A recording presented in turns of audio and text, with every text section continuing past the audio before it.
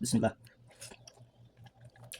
আলহামদুলিল্লাহ, আজকে আমার নিজের চাষ করা লাউ, কচি লাউ দিয়ে আজকে আমি রূপসা মাছ রান্না করব।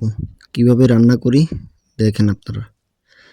আমার গাছে লাউ ধরছে, 2টা লাউই ধরছে। দেশ থেকে বিচি দিয়ে দিয়েছিল আম্মা লাউয়ের, সেটা গাড়ছে, গাড়ার পর সেখান থেকে লাউ ধরছে। লাউ হয় না, শীতের জন্য লাউ হয় না, আবার অনেক পোকামাকড় আছে, সেজন্য লাউ খায় ফেলে, এই সমস্যা।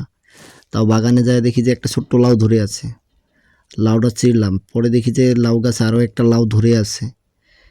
তখন ছোট কচি লাউটা কাটে নিয়ে আসলাম, নিয়ে এসে বাসায় নিয়ে আসলাম। নিয়ে আসার পর লাউটা ছিলাইলাম, ছিলানোর পর পেঁয়াজ, মরিচ, আর আমার ঘরে একটাই মাছ ছিল ফ্রিজে, একটা রূপসা মাছ ছিল।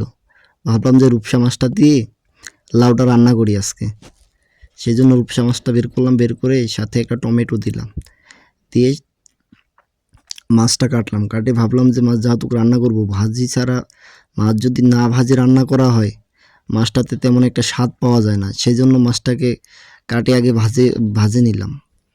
ভাজতে একটু সময় লাগছে, মশমশা করে না ভাজলে অবশ্য মাছের স্বাদ পাওয়া যায় না। সেই জন্য মাছটা একটু মশমশা করে ভাজে নিলাম। নেওয়ার পর এখন কড়াই উঠাই দিলাম চুলায়, যে পাতিলে রান্না করব, উঠাই দিয়ে মাছটা আর লাউটা রান্না করলাম। আলহামদুলিল্লাহ, অনেক স্বাদ হয়েছে, মাশাআল্লাহ। সবাই ভিডিওটা শেয়ার করবেন। ধন্যবাদ সবাইকে শেষ পর্যন্ত দেখার জন্য। বিসমিল্লাহ।